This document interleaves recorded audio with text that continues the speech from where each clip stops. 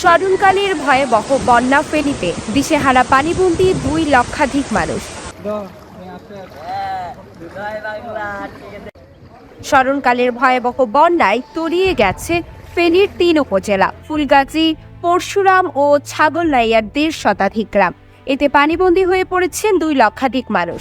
মানবেতর জীবনযাপন করছেন তারা। বুধবার 21 আগস্ট বিপদসীমার 86 সেন্টিমিটার উপর দিয়ে প্রবাহিত হতে দেখা গেছে মুহুরী, কহুয়া ও সিলোনিয়া নদীর পানি। রাস্তাঘাট থেকে ঘরবাড়ি কিছুই রেহাই পায়নি বানের জলে।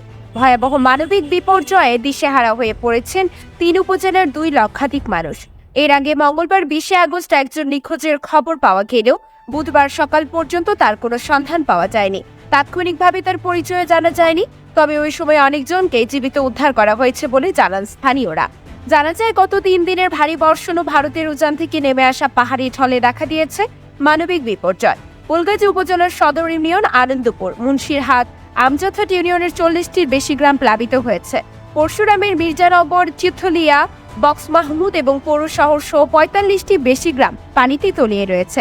ছাগলনাইয়ার পাঠাননগর, রাধানগর, শুভপুর ইউনিয়নেরও বেশ কয়েকটি গ্রামে সৃষ্টি হয়েছে বন্যার।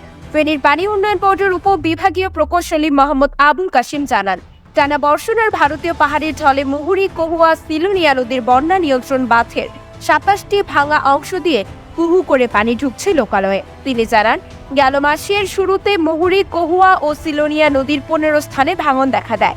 সেসব স্থানে জোড়াতালের মেরামতের পর চলতি মাসের শুরুতে বাঁধের আরও 12 স্থানে ভেঙে যায়। প্লাবিত হয় 100টির বেশি গ্রাম। অবকাঠামো, ধান, ফসল ও মাছের ক্ষতি ছাড়িয়ে যায় 30 কোটির বেশি। 15 দিনের মাথায় আবারও বন্যা দেখা দিয়েছে।